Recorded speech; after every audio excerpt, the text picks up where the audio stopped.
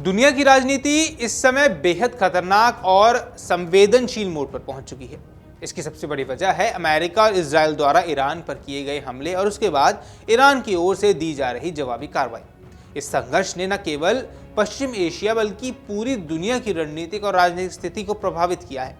खाड़ी देशों से लेकर यूरोप और एशिया तक कई देशों में इस युद्ध को लेकर चिंता लगातार बढ़ती जा रही है। स्थिति इतनी गंभीर हो गई है कि अब इस युद्ध की आंच दक्षिण एशिया और भारतीय महासागर तक महसूस की जाने लगी है। कई रक्षा विशेषज्ञों का मानना है कि यह संघर्ष अब केवल पश्चिम एशिया तक सीमित नहीं रहा है, बल्कि इसके प्रभाव धीरे धीरे भारतीय क्षेत्र के करीब तक पहुंचने लगे हैं। हाल ही में हुई एक घटना ने इस चिंता को और बढ़ा दिया, जब एक अंतर्राष्ट्रीय शक्ति ने समुद्र में टॉर्पीडो का इस्तेमाल कर अपनी सैन्य ताकत का प्रदर्शन किया।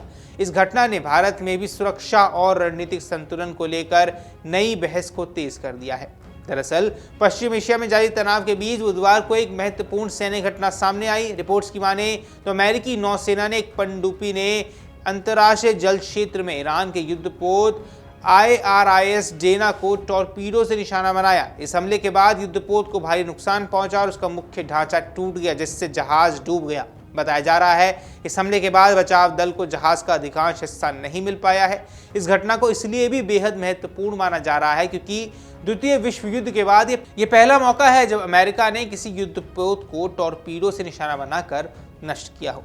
ये घटना का एक और महत्वपूर्ण पहलू ये भी है कि जिस समय ईरानी युद्धपोत पर हमला हुआ उस समय वह भारत से लौट रहा था। दरअसल IRIS देना हाल ही में आंध्र प्रदेश के विशाखापट्टनम में आयोजित अंतर्राष्ट्रीय नौसैनिक कार्यक्रमों में शामिल होकर वापस जा रहा था। ये युद्धपोत भारत में आयोजित मिलान अंतर्राष्ट्रीय नौसैनिक अभ्यास और बंगाल की खाड़ी में आयोजित अंतर्राष्ट्रीय नौसैनिक रिव्यू में हिस्सा लेकर लौट रहा था। रिपोर्ट्स के अनुसार ये हमला श्रीलंका के दक्षिणी तट के पास अंतर्राष्ट्रीय जल क्षेत्र में हुआ। हमले के बाद जहाज पर मौजूद कई नाविक समुद्र में गिर गए और बताया जा रहा है कि इस हमले में लगभग 87 लोगों की मौत हो गई है, जबकि श्रीलंका की नौसेना ने करीब 30 नाविकों को बचा लिया। इन घायल नाविकों को श्रीलंका के गाले शहर के अस्पताल में भर्ती करवा दिया गया है, जहां उनका इलाज अब चल रहा है। ये घटना इस बात का संकेत भी देती है कि अमेरिकी नौसैनिक अब भारतीय महासागर क्षेत्र में अपनी सैन्य मौजूदगी को और ज्यादा मजबूत कर रहे हैं। इस क्षेत्र में अमेरिका की 5वीं बेड़ा यानी US 5th फ्लीट पहले से ही सक्रिय है, जिसका मुख्यालय बहरीन में स्थित है। इस बेड़े में अत्याधुनिक युद्धपोत, विमान वाहक पोत और परमाणु शक्ति से चलने वाली पनडुब्बियां भी शामिल होती हैं। ऐसे में इस क्षेत्र में अमेरिकी नौसेना की बढ़ती गतिविधियां भारत समेत कई देशों के रणनीतिक रूप से महत्वपूर्ण हो गई हैं। इस घटना के बाद भारत में भी सुरक्षा और रणनीतिक हितों को लेकर चर्चा तेज हो गई है। कई रक्षा विशेषज्ञों का यह भी मानना है कि पश्चिम एशिया में चल रहा युद्ध अब धीरे धीरे भारत के रणनीतिक क्षेत्र के करीब पहुंच रहा है। पूर्व नौसेना प्रमुख अधिरामन प्रकाश ने इस घटना पर प्रतिक्रिया देते हुए कहा कि यह स्पष्ट संकेत है कि ईरान, अमेरिका और इजरायल के बीच चल रहा संघर्ष अब भारत के दरवाजे तक पहुंच गया है। वहीं विशेषज्ञों का यहां यह भी मानना है कि भारत को स्थिति में बेहद सावधानी और संतुलन के साथ कदम उठाने होंगे। भारत के पश्चिम एशिया के कई देशों के साथ आर्थिक और ऊर्जा संबंध है, इसलिए इस युद्ध का असर भारत की ऊर्जा सुरक्षा और व्यापार पर भी पड़ सकता है। हालांकि यह भी स्पष्ट किया गया है कि यह हमला भारतीय जल क्षेत्र में नहीं हुआ है। यह घटना अंतर्राष्ट्रीय जल क्षेत्र में हुई है, इसलिए इससे भारत और अमेरिका के बीच किसी तरह का कूटनीतिक विवाद पैदा नहीं हुआ है। इसके बावजूद इस घटना ने भारत की रणनीतिक चिंताओं को बढ़ा दिया है, क्योंकि यह हमला भारतीय महासागर के काफी करीब हुआ है। रक्षा विशेषज्ञों का मानना है कि यदि पश्चिम एशिया का यह युद्ध और फैलता है तो इसका प्रभाव भारतीय महासागर क्षेत्र पर भी पड़ सकता है। वहीं विशेषज्ञों का मानना यह भी है कि इस घटना ने संकेत दे दिया है कि भारतीय महासागर भी भविष्य में इस युद्ध का महत्वपूर्ण रणनीतिक क्षेत्र बन सकता है। भारतीय महासागर दुनिया के सबसे महत्वपूर्ण समुद्री व्यापार मार्गों में से एक है। यहाँ से बड़ी मात्रा में तेल और गैस की आपूर्ति दुनिया के विभिन्न देशों तक पहुँचती है।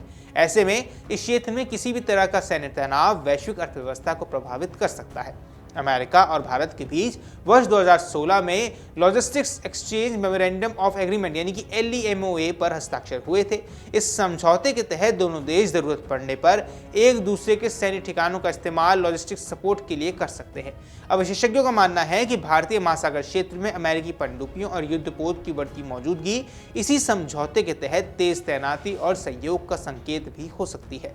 ईरानी युद्धपोत पर टॉर्पीडो हमला केवल एक सैन्य कार्रवाई नहीं बल्कि एक बेहद महत्वपूर्ण रणनीतिक घटना मानी जा रही है। इतिहास में युद्धपोत को टॉर्पीडो से डुबाने की घटनाएं बेहद दुर्लभ रही हैं। बताया जा रहा है कि पिछले लगभग 80 वर्षों में ये केवल चौथी बार हुआ है जब किसी युद्धपोत को टॉर्पीडो से निशाना बनाकर डुबोया गया हो। कुल मिलाकर ये घटना इस बात का संकेत देती है कि ईरान और अमेरिका के बीच चल रहा संघर्ष अब केवल पश्चिम एशिया तक सीमित नहीं रहा है। इसका प्रभाव धीरे धीरे दक्षिण एशिया और भारतीय महासागर क्षेत्र तक पहुंचने लगा है। ऐसे में आने वाले समय में यह देखना बेहद महत्वपूर्ण होगा कि भारत इस जटिल रणनीतिक स्थिति में किस तरह संतुलन बनाए रखता है और अपने राष्ट्रीय हितों की सुरक्षा कैसे सुनिश्चित करता है। फिलहाल इतना साफ है कि इस युद्ध ने दुनिया की राजनीतिक और सुरक्षा समीकरणों को पूरी तरह बदल दिया है और इसके दूरगामी परिणाम अब सामने आने लगे हैं।